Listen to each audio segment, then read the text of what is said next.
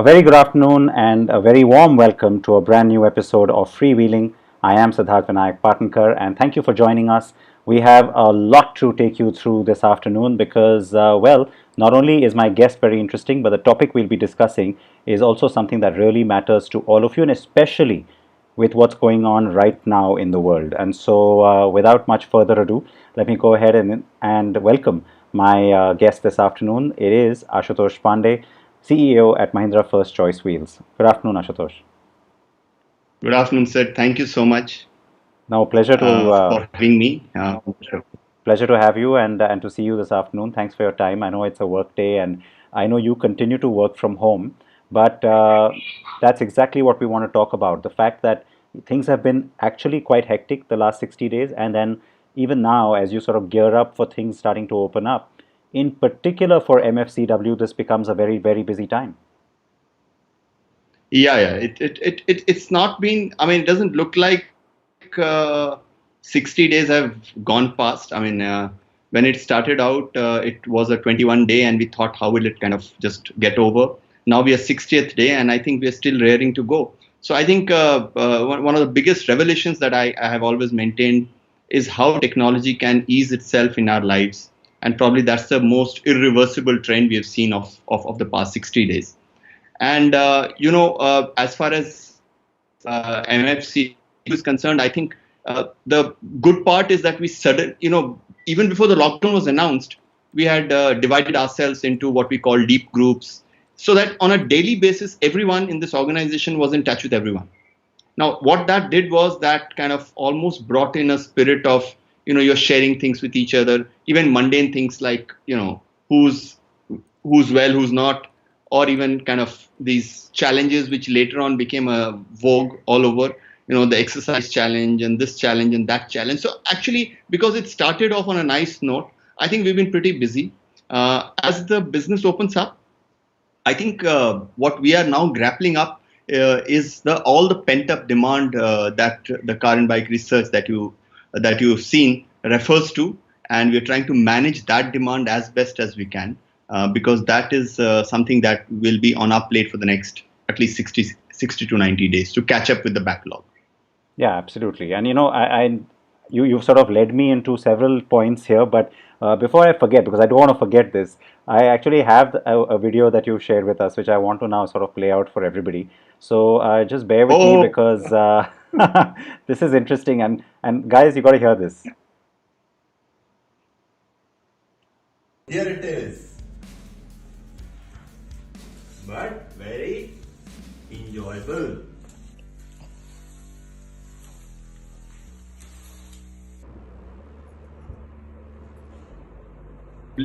As you can make out. So I look half politician and half a workman in that sense. No, but I have to say, it's not. This is not. And I know I will say it, but you will not agree with me. But it's not every CEO that will do things like this. So inspiring for sure, and also, I don't mean inspiring only from a philosophical sense, but in a real sense. You did see a lot of people respond and send back videos like this, and just create that sense of camaraderie in what was otherwise a crisis or a desperate situation. Yeah, I think it helped in two ways. The first thing is that having studied in Ramakrishna Mission many years back, I mean, this is not something that we've not done. We've done it in the best part of our lives in the school and the boarding, etc., etc. So that teaches you a lot. But I think in this specific context, I think what happened was that because we started off on such a dire note, as if the world was kind of getting apart, I think some videos like this, what it did to people is it brought in a little bit of it unwound themselves, and people kind of started posting more of the same. I think for in this kind of situation, I think leaders have to be slightly vulnerable, and they have to take probably two steps for others to start taking the first step. And I think these things just show that it's not all gloom and doom at the end of the day. So I think, to my mind, that was probably what I kind of intended to do. But I think the way it's come out is slightly different because I look completely out of place doing what I'm doing. Although I really enjoy it, to be honest. It's also great exercise as I have discovered. So, you know, there's always an upside to everything. Uh, but, That's but you know, of course, it's a tough time, and at the same time, especially for a business like yours, there is this massive opportunity. We'll talk about that in a second, but just a quick look back. You have been at First Choice now for quite some time. It's not a very long tenure for you, so you're still relatively new. But having said that, you've been in the seat long enough to understand the business itself, also the space that we operate in, and also the effects of the slowdown in the larger automotive space also that we've seen, I think, ever since the time you joined. yeah. So, in a nutshell, then, for you, what has your time so far at Mahindra First Choice been like? So I think personally for me, this is probably the most challenging challenging part of my career.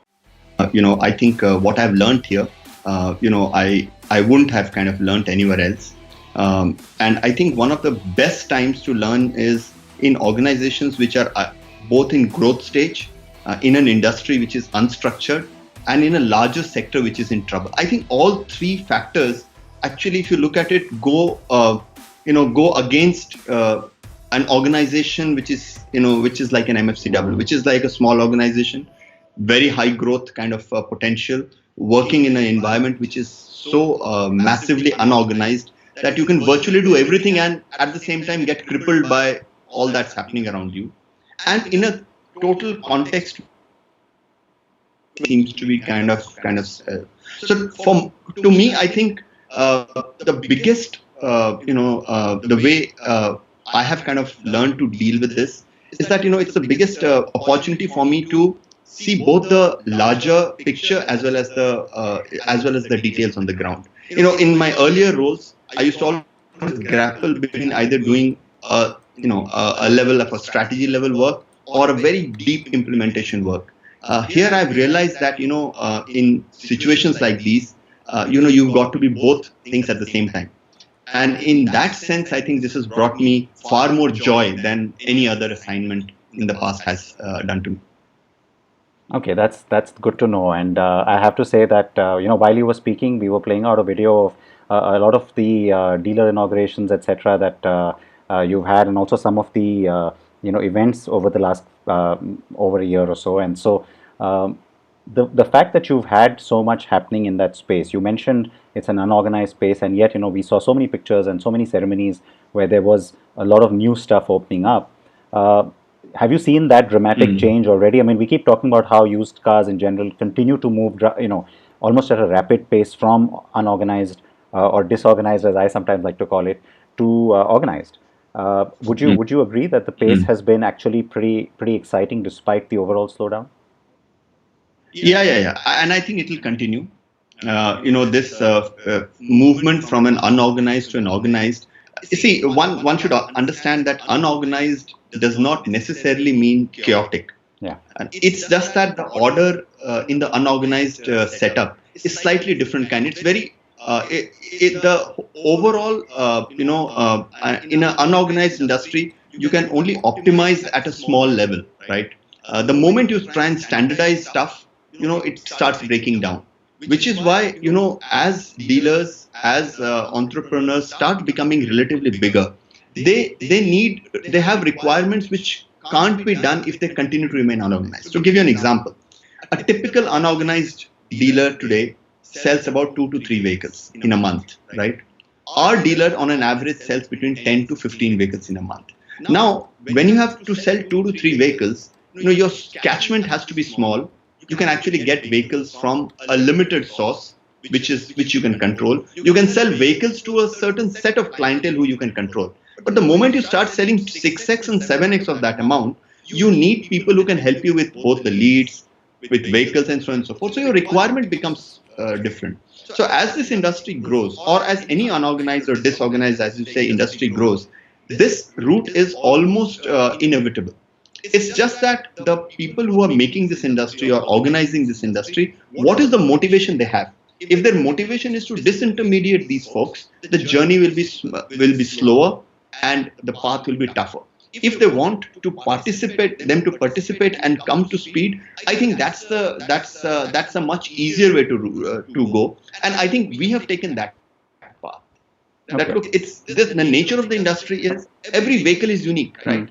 To, the vehicles behind you, I mean, of course, say any of the two vehicles, right, coming out of a new car showroom on the same day by you and by me, right?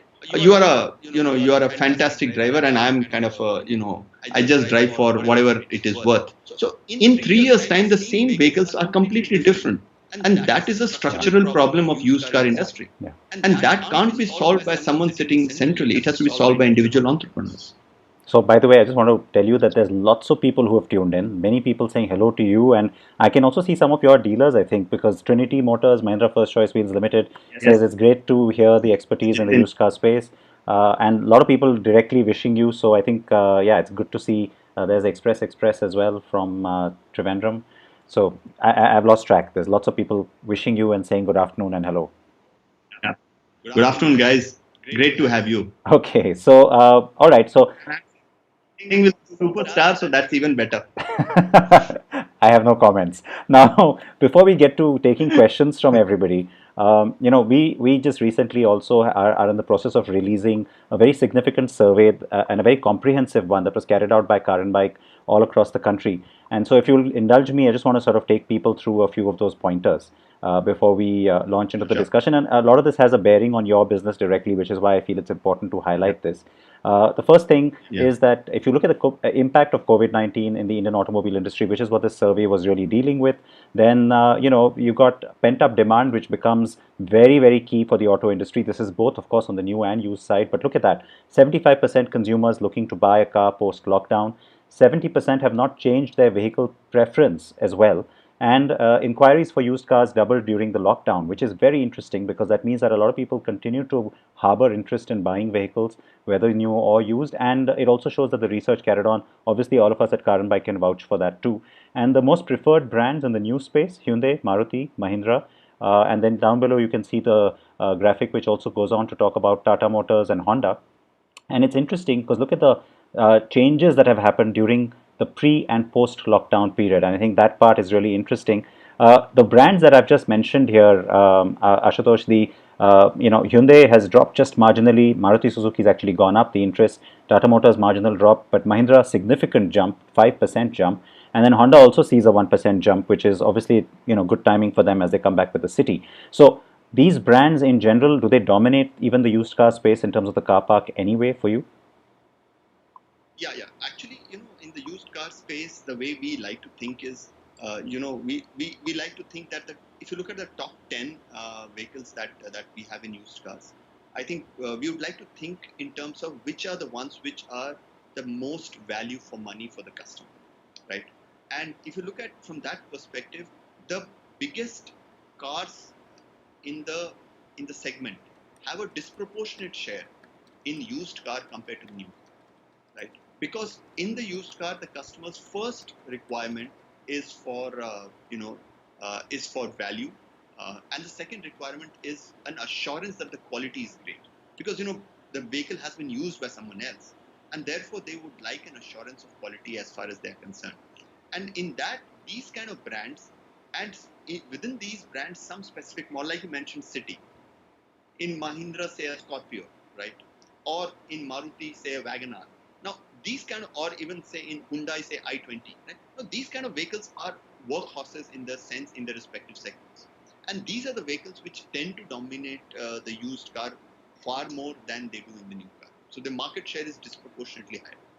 Okay, and the other fact, of course, is what you just mentioned, which is very crucial, I think, to a lot of people, which is the differentiation, perhaps, between unorganized and organized, which is some of the assurances that come in. So, in the current context, I want to quickly jump to this point: sanitization and safety protocols. How are you sort of approaching that aspect? Because that also becomes part of the reassurance now going forward. Yeah. So I think that is very important. I think and I think it's one of the, I won't say positive, but I think this is one of the eye openers of COVID, that you need to make sure that your vehicle is sanitized and hygienic and stuff like that. Usually, I think most of us take our vehicles for granted, except for once that it goes to workshop in a year, or maybe twice if it goes to workshop for servicing in a year, and the regular exterior cleanup. most of us actually, don't care too much about our vehicles.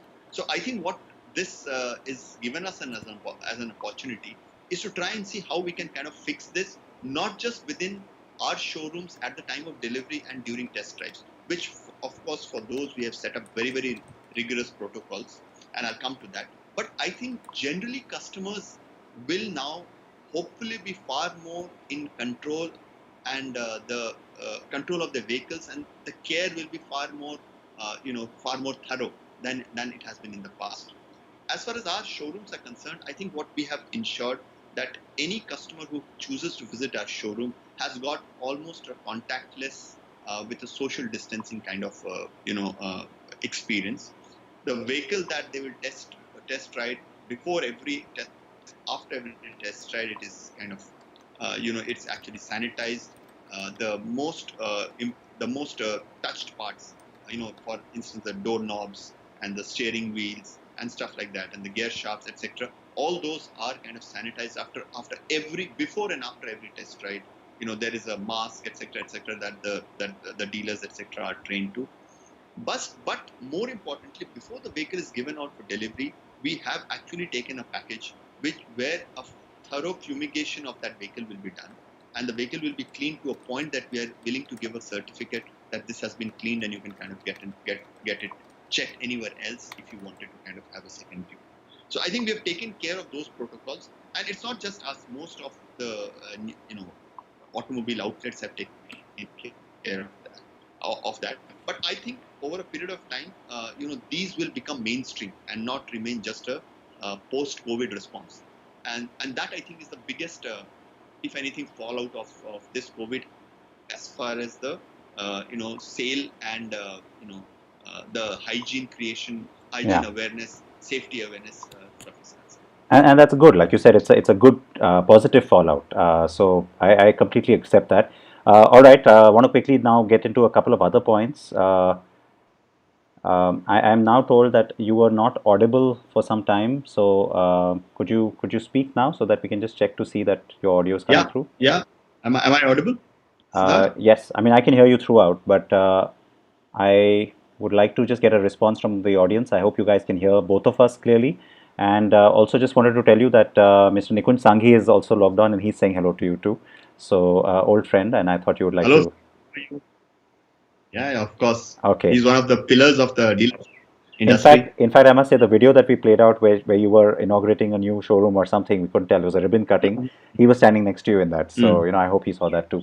But okay, I think we lost some of your audio on your last answer.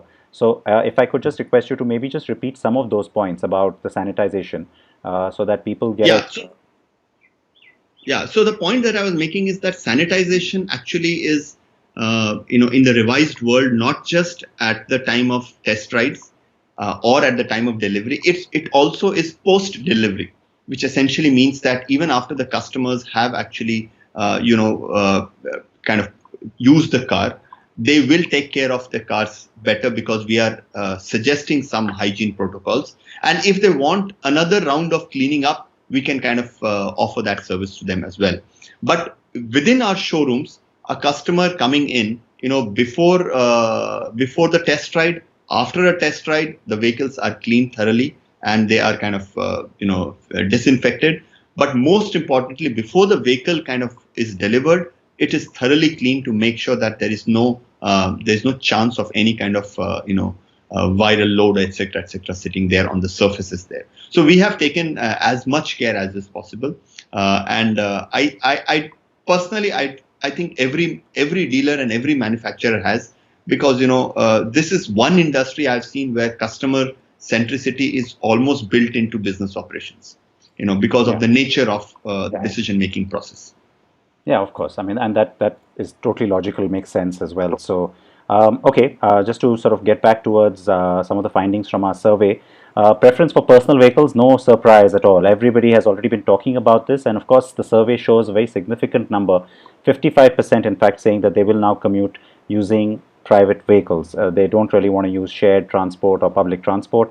Households with incomes of between 60,000 and 1.2 lakh rupees income will be eager to now buy a car. So that becomes interesting as well. And again, that splits or dovetails into both new and old or used. The new car demand is higher in people over 35 years, which means the willingness to sort of spend now, even in this current environment. And then look at that, the mode of commute. You've again got that bar graph that shows you just a massive jump that you see for private car. And that becomes really, really interesting. Two-wheeler is seeing a little bit of a drop, actually. That's surprising, perhaps, to some people.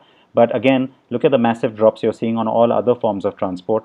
No surprise, perhaps, because of course everybody wants to now maintain social distance, take extra precautions, and even though many people might now continue to work from home, this becomes really, really significant. So for me, like I said, Ashutosh, I see not just an opportunity for new vehicles or manufacturers, therefore, but also obviously in your space.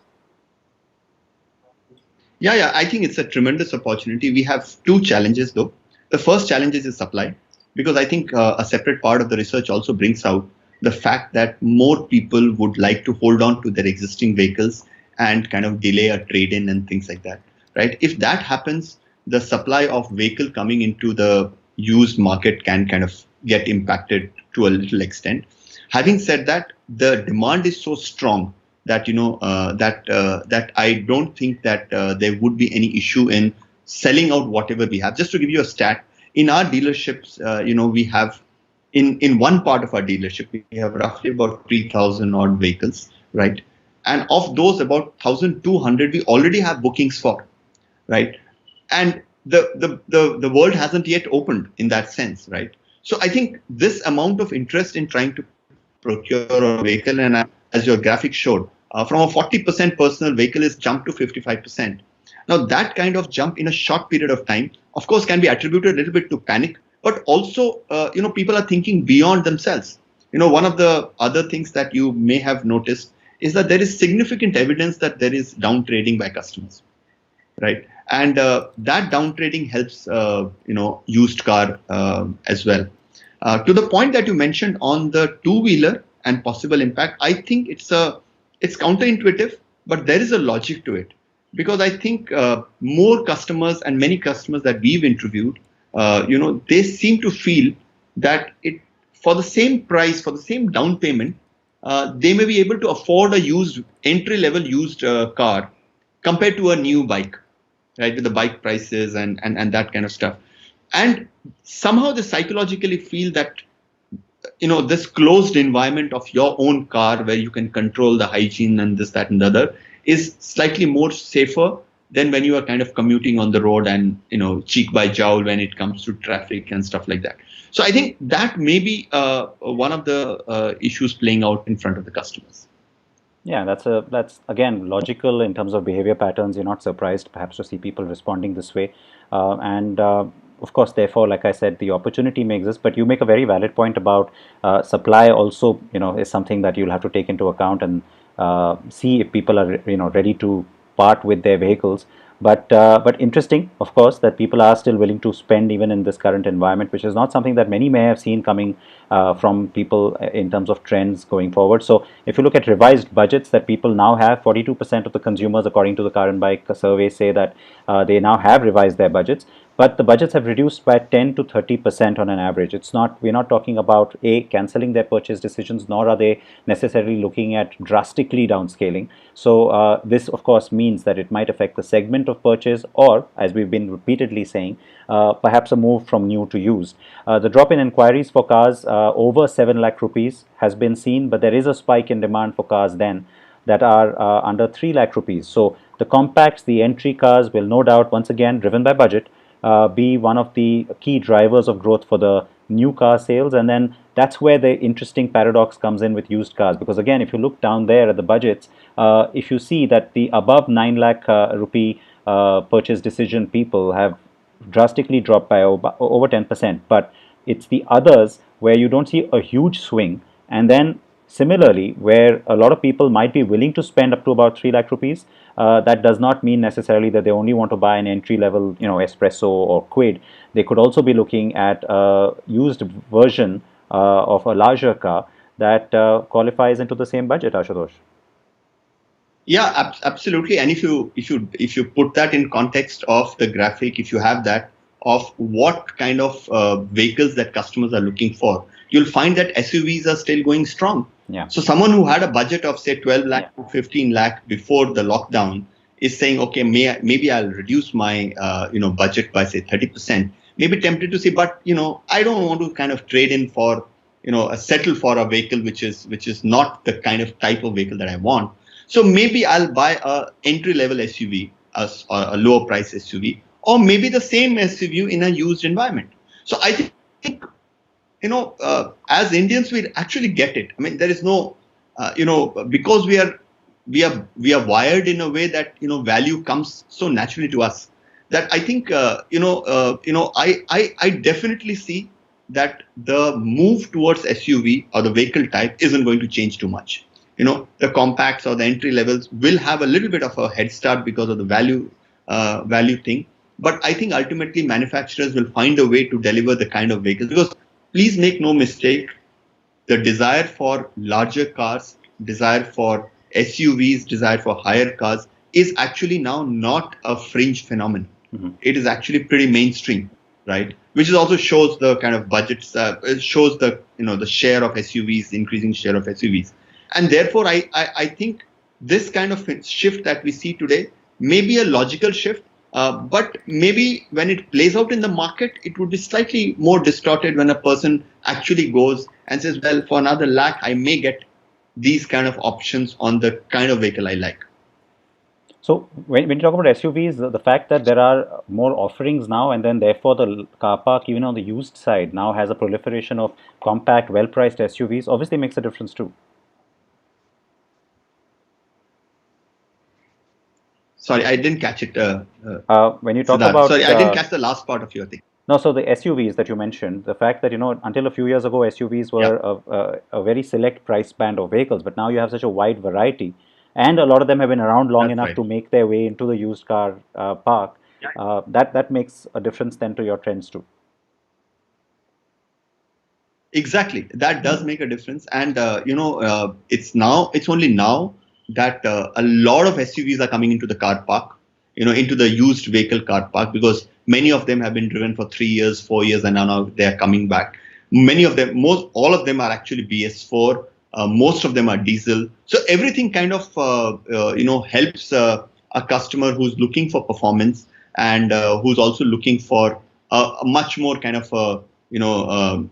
sportier drive, if I may use the word, to kind of prefer those. And because now it's available at every price point. See, let me give you a overall ballpark. So in 5 years' time, a new car price depreciates by roughly about 50 to 55% in that variety. So assume that a vehicle, say an XUV 500, right, which today is a new vehicle, costs about 16 lakhs or 15 lakhs, right? A 5-year-old variant, which would have done say 50, 60,000 kilometers, is available at 9 lakhs, right? That is the sweet spot that the customer who's at the moment has a 9 lakh budget in mind can actually look for it, because that vehicle will keep going for another 6-7 years without too much investment in it. So I think that's the kind of equation customers intuitively get it, and that is also, I think, is the way the type of vehicles that will be sold will kind of move in future. Yeah, I think that makes sense. There's a question that is an interesting one. Digitization is a big aspect, which is a part of OEM strategies post-COVID. Is MFCWL also moving in that direction? But then what about inspections, an aspect that will largely remain physical, or is there a way to move that online too? No. So the point is, see, this is automobiles as a sector will never, at least in the foreseeable future, become 100% digital. It's a contact sport, if I may use the word, and parts of the journey will remain digital. If you look at the entire journey, if you map the 21, 22 steps out of the journey, there are 13 or 14 steps which with some form you can digitize, right? Then, the remaining 7 steps, right, are always going to be physical, at least in the near future, right? You could argue that more customers today will say, okay, I will book online and I'll take test drives at home, which is what the research also shows. But that still means that there is an intervention required for someone, which is a dealer, dealer there, to kind of get the vehicle to the customer, and the data from that test drive is kind of gets back to the system and gets uploaded. So I think we should not overrate digitization in that. Although, I mean, having said, I've been a lifelong votary of digitization in these kind of journeys. But what I would like to say is that the digitization will probably take a slightly different shape than what people think now. So we will never have in the next at least 5 to 7 years an Amazon of vehicles that you do a click, you buy a vehicle lands at your step. It may work for two-wheelers where the price points are small, the products are standardized, people don't have too many variant choices in that sense, not too many color choices, and so on and so forth. That's where it will start. But when it comes to personal vehicles, cars or used cars, what will happen is if 80% people were researching online before they went to dealerships, that number will almost be 90%, 95%, right? Then if say 30% people said, I want to take test drives at home or remotely, that number will go to 70%. So I think those things will happen. More people will give a booking amount just to block the vehicle, lest it kind of goes.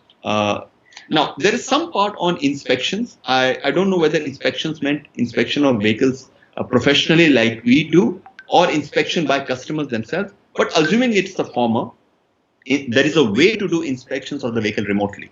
During this COVID time, we actually, Siddharth, we have a big enterprise business. We help a lot of banks, NBFCs, insurance companies to do vehicle inspection before they give out insurance or loan and stuff like that. And when the COVID kind of started, lockdown started, they were left with customers who were saying, "Look, give me my insurance. Please, how can I kind of inspect the vehicle?" So what we did was we wrote a program which allowed customers to do self-inspection, right? And that self-inspection was done by a customer using the app that we had built. The data was uploaded to the cloud. We did a QC of that. We built a report and then we gave it to the insurance company. We are the only company in the country who did it. Because Mahindra First Choice has always been a tech company in that space, organizing through technology, this is something that comes naturally to us. So with the hindsight of having developed tech-related products, I must kind of still say that selling used cars, selling new cars in the future, in the next 3 to 5 years, will largely remain both a physical as well as a digital exercise. Having said that, customers will move further down the path, in buying a used car online than they did ever in the past. So the whole phygital aspect that we've been talking about, I think for some months now, really comes to the fore in that sense, doesn't it?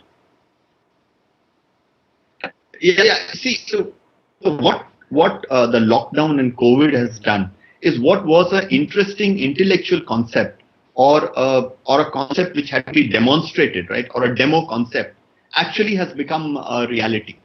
And so, the tech teams across the world are scrambling to develop not just a prototype, but launch it into production.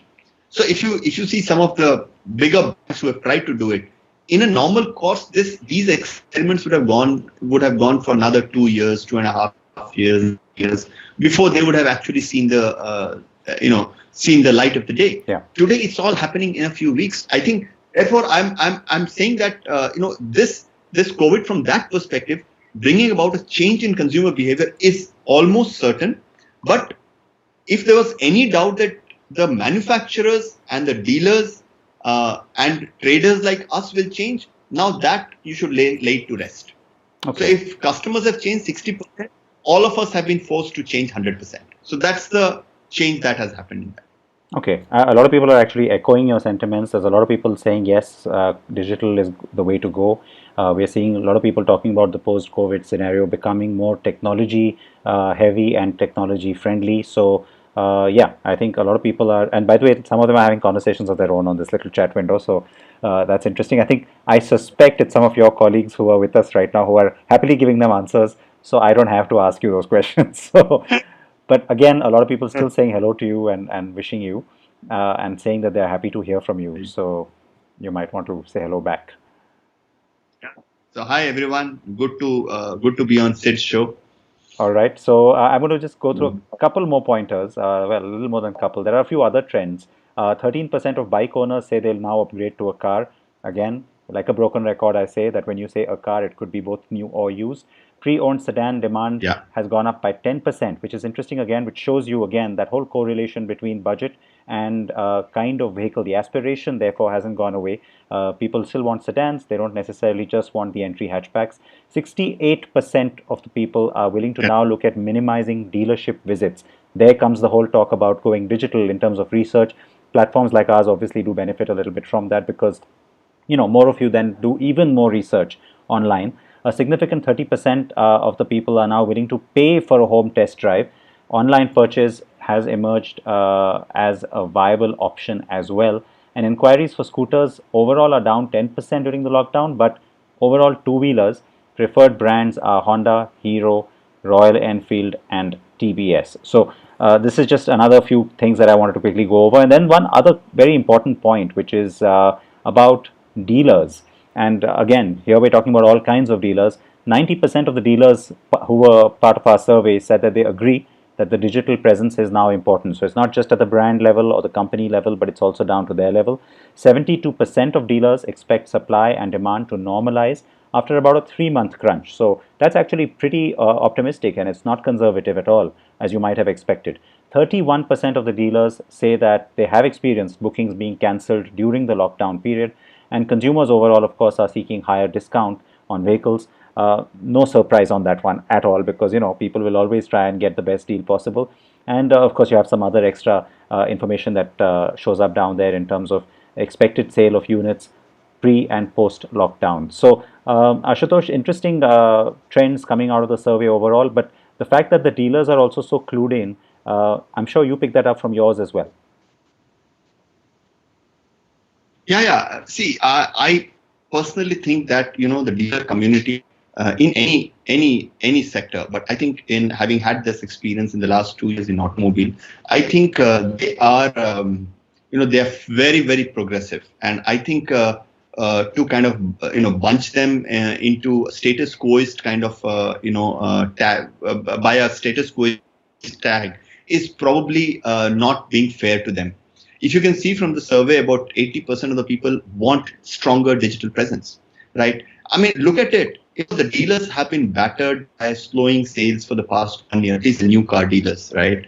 And on top of this COVID strikes, they have to keep running their big infrastructure that they have built. There's a BS4 to BS6 migration. So things haven't been great for them. Having said that, the resilience that they're showing and the kind of hope that they hold for the future is really, really remarkable. And I think one of the best parts when I read your research in this was how how optimistic dealers were. To my mind, I think if the turnaround in any industry is led by one major participant, in many cases it's a manufacturer, in many cases it's a consumer, suddenly demand spikes up. But in this sector, at least in India for the next 1 year, it will be the dealers. They are a very strong, not just a conduit, but a participant in this whole process. So I'm really, really happy that dealers continue to have an upbeat mindset, because customers can be very optimistic about, I want to buy XYZ vehicle. If, the OEMs can say, okay, I want these vehicles, or traders like us can say, look, we have bought these vehicles, we want to sell it. But the guy who's going to sell it, he is the person who has to make that match happen. And I think that's why I personally am really excited about this kind of thing coming out from the survey. Of course, this requires a lot more follow-up steps, both by governments, by the OEMs, by ourselves, by the dealers themselves, all of us who are part of this ecosystem. But I think this is an important thing, like you mentioned, we shouldn't be lost sight of in the whole game of consumers and manufacturers. Oh, absolutely right. And, I think there's an interesting question that I want to put towards you, which is that, hang on, Nitesh had asked this question, who says, hi Ashutosh, how are you entering into a business of building a virtual franchise, standalone showrooms, and then build that network along with brick and mortar stores, considering the current scenario? Yeah, so I think it's an interesting question, because what my view of digitization has been that my digitization has to complement the physical presence that my partners have. So I think one of the ways in which we are kind of trying to digitize this whole journey is to aggregate the stock that is lying with every dealer, make sure that the customer has adequate choice of all the models that he or she is looking for, and once he or she has actually indicated a preference for 3 or 4 of them, then what we do is we make sure that till that point, and for a small token fee where they say yes, we are interested in buying at least one of these 3, 4, we then move this in absolute real time to the dealerships and make sure that the feedback of that dealership keeps coming in. So if a customer has taken a test ride, this platform needs to know the next step of this platform is determined by what action has been taken. This is the way our digital journey will play out, which is different from the come one click purchase and then move out kind of a model. And that's how we will probably progress this journey. The other way the journey will progress is where the dealership or the platform, a multi-brand platform like carandbike, for instance, interacts with the mono-brand platform, which is the OEM-led platform. So today, OEM-led platforms tend to believe that a customer will come in and they try to engage the customer and will make them buy. The reality, Siddharth, as you know, and your portal is one of the biggest in the country, what you know is that customers generally do research on multi-brand portals. They come and read content, they want to see competing vehicles, etc., etc. Now, if that kind of activity, which is more of discovery, is happening on a multi-brand site, then for a customer to move to a mono-brand site for rest of it seems a break in that journey. Yeah. I think increasingly there will be some form of integration between a multi-brand and a mono-brand journey, and how that will take has got very interesting technologies we are using to do that. But that may be one of the ways in which we can visualize the future of digital sales in automobiles. Okay, a lot of you I know have some questions. I perhaps have missed some because there've been so many people just saying hi and hello that I've lost some of that. So I'll request you to just go ahead and ask those questions again. I've tried to sort of go through. Ankita, I acknowledge that you've asked the question about hygiene processes to be introduced. I think you've just joined, and so maybe you missed that part of the conversation. So I request you to watch this video from the start once we are done, because we got into that topic in a great amount of detail. And so I actually would urge you to go back and listen to what Ashutosh had to say. And for those of you who are just joining in fact, let me just give you a quick primer, a little introduction once again to who my guest today is.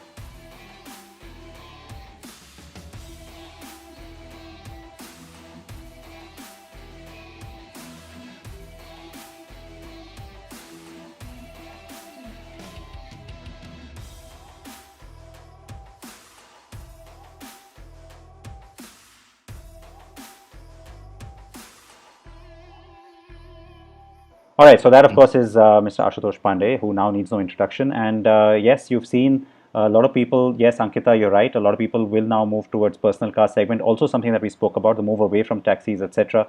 And a lot of that coming through in a very informed manner on our survey at Car and Bike that we have also been discussing in great detail today with Ashutosh.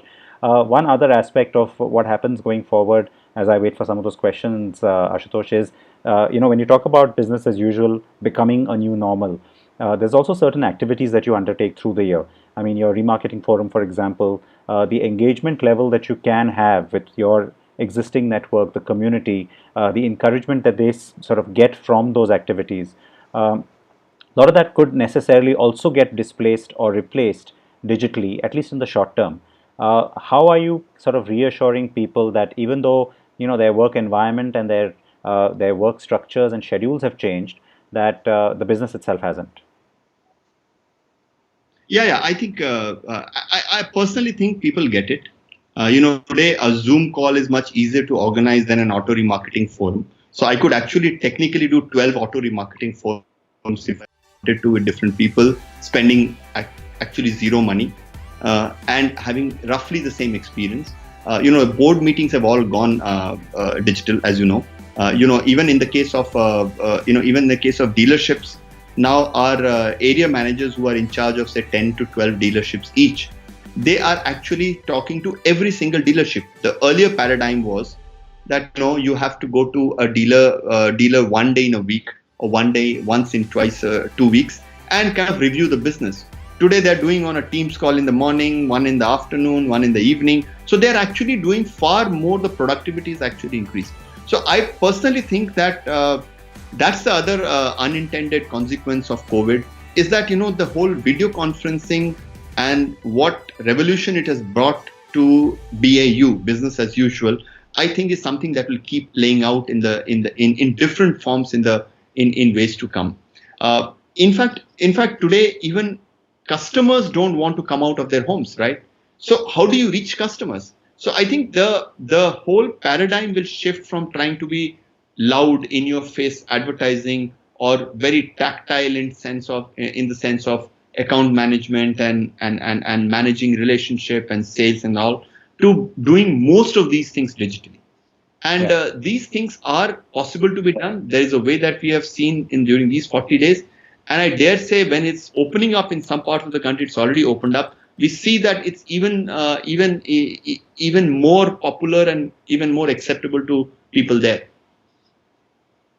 Yeah, okay. And, some follow-up questions, I guess, that are bound to come through on this. I will just get into those, but I missed a question earlier from Rishikesh who was talking about the scrappage policy. I think he was talking about how that, in your context, how that will play out. And I think the top-up question I have is that in terms of readiness, because this will, be a whole new protocol if it were to come through. And especially if it were to come through in the most absolute comprehensive manner that we're all hoping and expecting that it does. So, A, does that benefit you as first choice? And B, if it does, then what is your preparedness for something like that? Because it's a new paradigm. See, I think it benefits. So it benefits us from a perspective that you will have heightened awareness about the life of a used vehicle, say a 15-year or whatever time after which you have to scrap, right? Once you scrap that, there is a residual demand that you have. And that demand can get filled at least in 50% part by us, right? So I think to that extent, there is a very direct correlation of the number of vehicles that are going to be scrapped. A lot of that pickup will happen from the used car market. Siddharth, one thing that we have not covered as when we're discussing this is that the used market is not just limited to cars. A significant portion of the used market is actually CVs also. Right, and that CV market will be impacted far more by these scrappage norms as they come out, because the vehicles do a fair amount of kilometer. They are close to their breakdown point, and if they are scrapped, for every 2 vehicles that are bought new, at least 3 to 4 vehicles will be bought used. Right. Okay. So I think the used vehicle industry will definitely benefit a lot. That is one part which is on the demand side. The other part on the business side where the scrappage helps us, at least companies like us, because we have a large yard network in this country, right? We offer services to all banks, NBFCs, fleets, etc., etc. We have something around 52,000 vehicles in our yards today and about 800 odd yards all over the country. Now, these yards can actually be scrap collection centers, right? Because any scrappage, player will need a network to collect that scrap. And I think we are already prepared to kind of do that, because we have every yard has got an area of between half an acre to about 8-9 acres. And so therefore we have that capability of aggregating supply at the point of scrappage. So I think these are the 2 points which I think will help us. They are the potential areas in which we can kind of move as far as the scrappage policy is concerned. Okay, there's a question from Hitesh that I want to take, because even though I know it's a topic that we've already covered in a sense, I still see some value in sort of going into the detail of that because we didn't go into it earlier. The question is, spending habits of customers will go down, of course, now in the post-COVID scenario.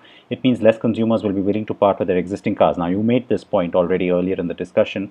How is MFCW going to manage the procurement of cars? So, you mentioned about the standard size of your yards and how many cars you usually have in inventory. Will there be a drastic reduction there? And then how are you going to go about No. fulfilling that demand? Essentially, essentially, there are two ways to look into this question. One is that it is true that customers will try and hold on to their vehicles, right?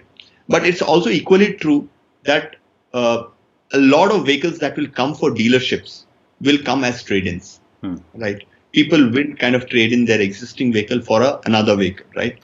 Now, the point I was trying to make is that people who have one car and who, say, 3-4 months back, were thinking of what's the point of doing a car? It runs only for 4% of my time. While I take an Ola and Uber, it's so convenient, right? Those customers will try and hold on to the vehicle and not sell it, right? People who want to buy a vehicle today, more people. So, Nikunji and others will know that about 25% is the rough, trade-in percentage, right? For every 100 vehicles bought, about 25 vehicles are traded in a way. My guess is that percentage will increase dramatically in the next few months, right? And that percentage will increase because at a higher end, when people try and buy another car, the propensity to buy a second car will give way to try and kind of buy a nicer car, right? By trading in the car that you have, right? So because you then reduce your budgets and all that stuff that happens, right?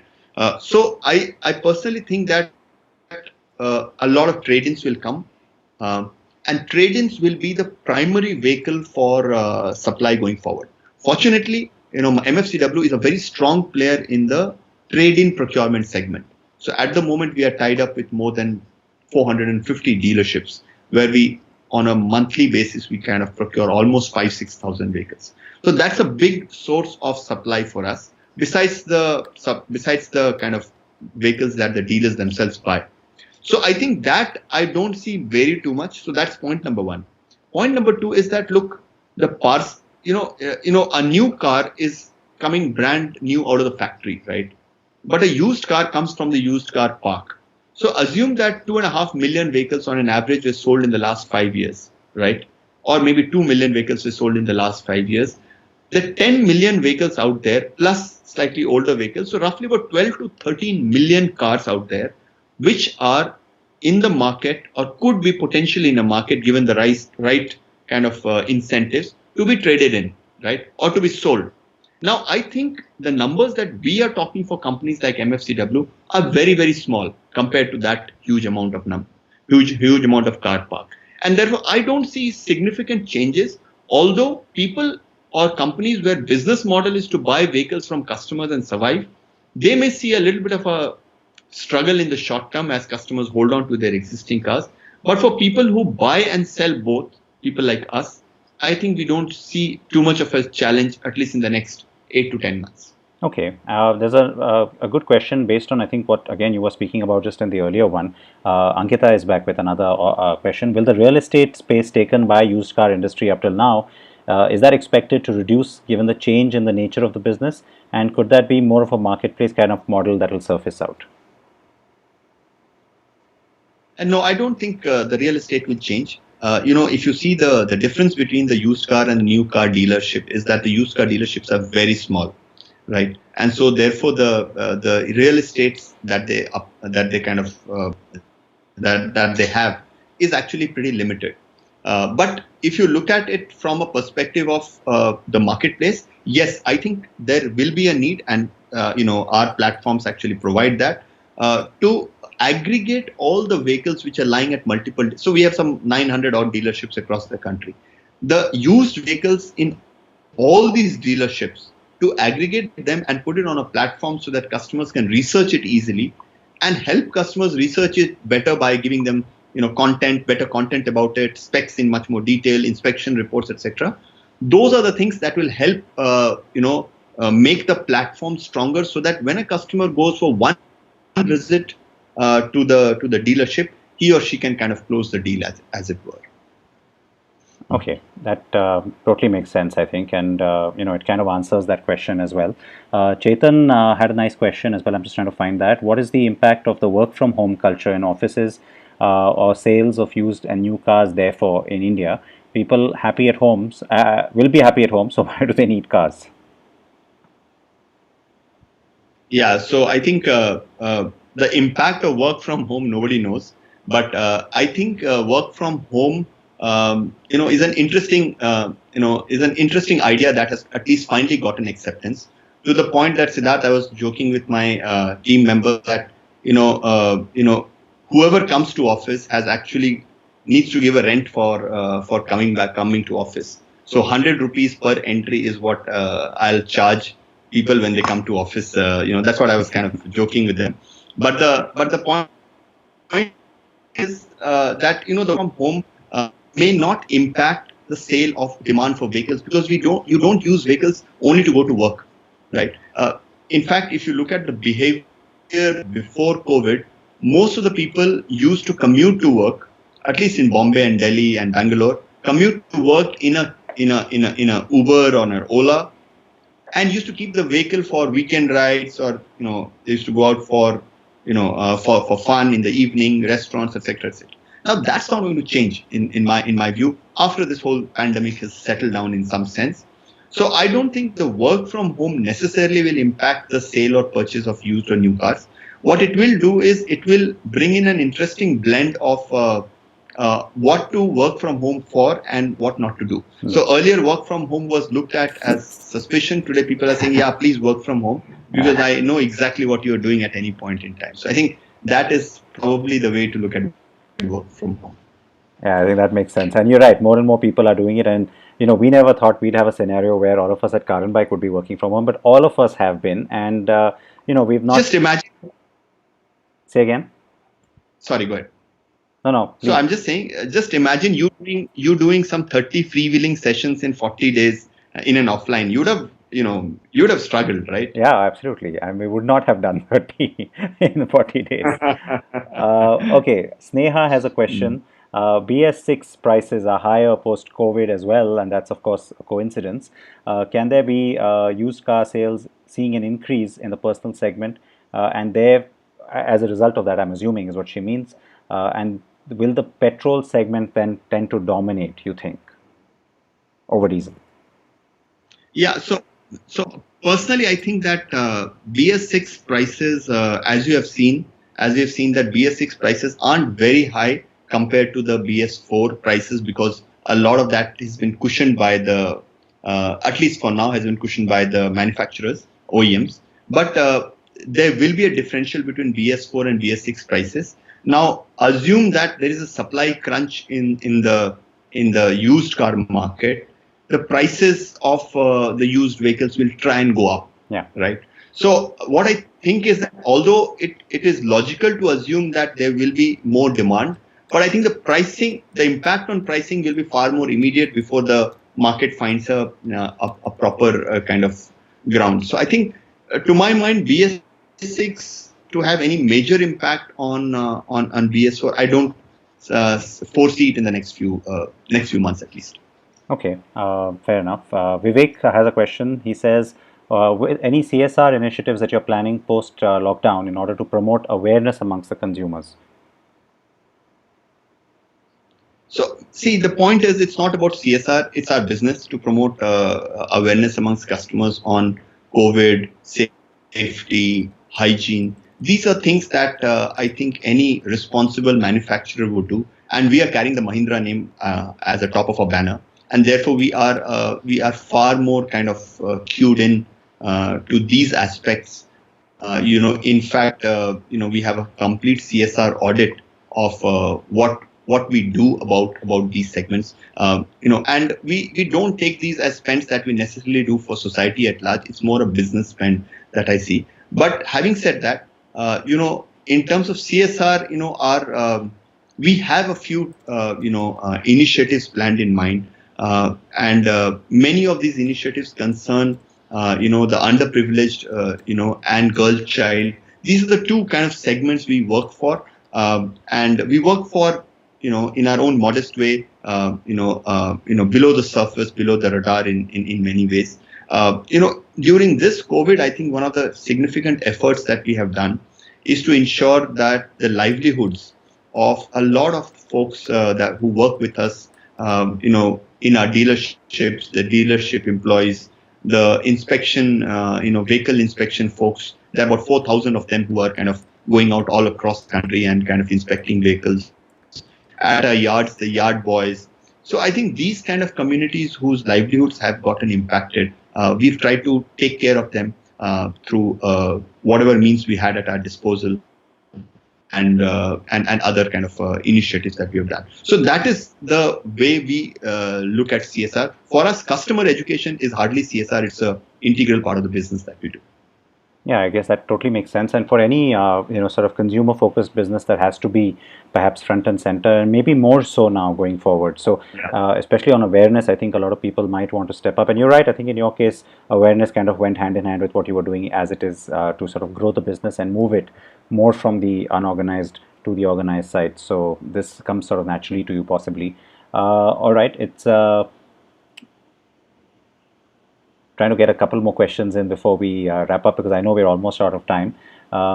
It's important to get a sense of, for you to give them a sense of how the used car finance options will evolve post the crisis. It's a question from Venkat Subramaniam.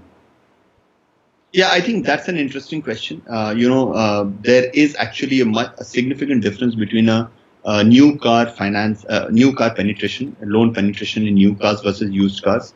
On an average, our IBB research, we have done another research which showed last year that the loan penetration in used cars was about 18%, 1/8, whereas in the case of new cars was close to 70%.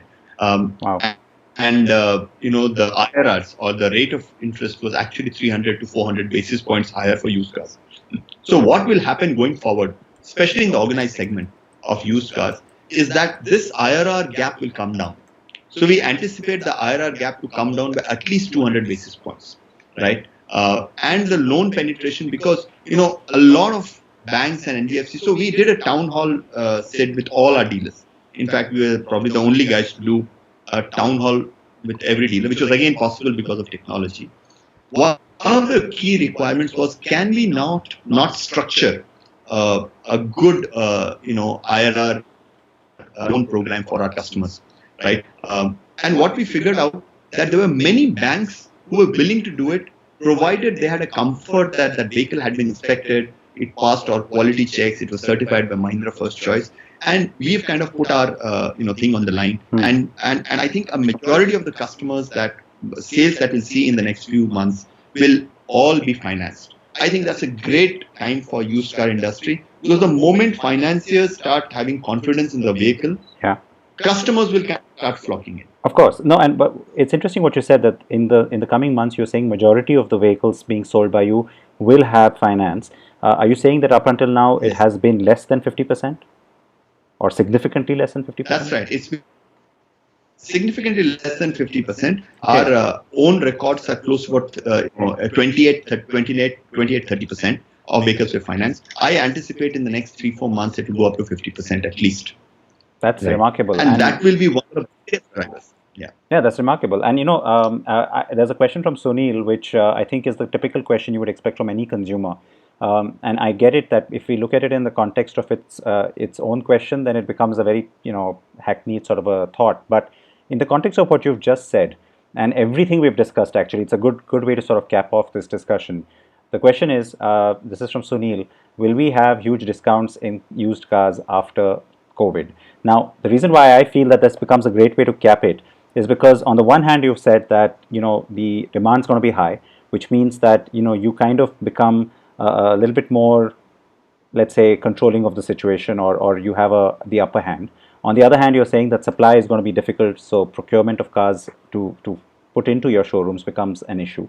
And on the third, you also talked about the fact that a lot of the banks now are ready to come through, because obviously their business has also suffered, and so they would actually like to see a lot of this pick up. And you're seeing, you're expecting or anticipating a way to bring down the difference in the rates between new and used by 50% too. So, sorry, it's become a really long question, but Is that a fair thought then, that people will get good deals in this setup given all of this? Yeah. Yes. So I think one has to understand that unlike in the new car, there is no ex-showroom price of a used car, right? Used car has got a procurement price for the dealer, which varies for each product. So there is no, I can't say that Wagon R or for say a Honda City of 2016 will cost you this much. There's no way I can say that because it depends on the quality of the vehicle. So from that perspective, to say that you get discounts, maybe slightly, I don't know how it will be played out, but certainly I think all dealers will be up for discussions on making the deal sweeter, right? Whether they make it sweeter by adding a warranty, which people like us actually offer on used cars. We are the only guys who offer it, or by incentivizing or getting finance done, which reduces their upfront cost. It will take different shapes, but certainly there will be deals. And in a used car, deals are no surprise. There have always been deals, and there will always be deals in used cars. And the question is which of the deals customers are looking for, right? And just to kind of end this point of mine, I think Siddharth, used car is as close to perfect competition as can be. There are hundreds of people who sell used cars. There are hundreds of people who buy used cars. So for one participant to manipulate a price just because there is a demand supply mismatch will be slightly difficult. And therefore, I think people can expect great value as they have seen in the past, continue in the future in used cars as well. Okay, so this is a good thing to sort of end off on, and that is that, when you look at things like the Blue Book or any kind of standardization in this space, as we see a rapid move towards organized, and as we start to see a lot of that not just becoming more about the way people buy or sell, but also about the guarantees and assurances that come with that condition of vehicles, the fact that the proper inspections are being done, the fact that the vehicle is being assessed thoroughly and then perhaps even refurbished in some cases. As that part starts to become standard, do you think it is possible for us to reach that place where we will have, fairly well understood, not ex-showroom prices, but prices for a vehicle, saying if it's this year, this make, this model, this variant, typically the cost should be so much. You see that in some other markets. So actually, it's already there in the Indian Blue Book. The Blue Book. So if you look Yeah. at our Indian Blue Book, for all the vehicles that we have in our dealerships, we can give you a price band which is just about as close to the transaction price as it can be. So we already, if you go to our website or even on carandbike, if you kind of type a make, model, variant kind of for each vehicle, you will get a certain price band. What I was trying to say is that these are indicative prices, so there will be a little bit of a gap, and just because of supply demand mismatch, the algorithm will not factor that in and make stuff more expensive. It follows a certain logic of kind of depreciation that is already built into the system. So all I was trying to say is that you will not see short-term volatility as you see in other commodities, where if the supply goes down, or if the demand picks up and the supply goes down, the prices just shoot through the roof. So that kind of volatility you will not see. But yes, the tools are already there. The Indian Blue Book is probably the most, it's used incidentally by the General Insurance Council for all insurance in this country. So I think it's a great tool already standardized. Can it be made better? Of course, it can be made better. Yeah, of course, and then hopefully that will happen as a just a function of where the market is headed. Okay, so last thing, Ashutosh, I know I have to let you go now. Batul has a question, which I think is the perfect last question. You're a great leader, says Batul, and every tough time, or I'm guessing situation or circumstance, you have converted into an opportunity. What is the reason behind this positive mindset always? I don't know. I'm just wired this way. I think there was a question that was asked to me in town hall, in our employee town hall, and I just instinctively replied. And when I reflected back, I thought probably that's what it is.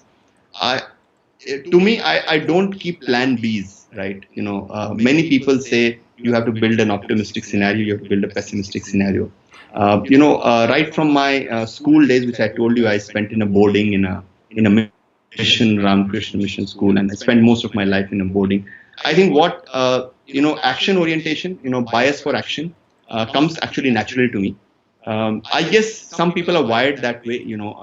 You fall down, but you enjoy the fact that you can get up.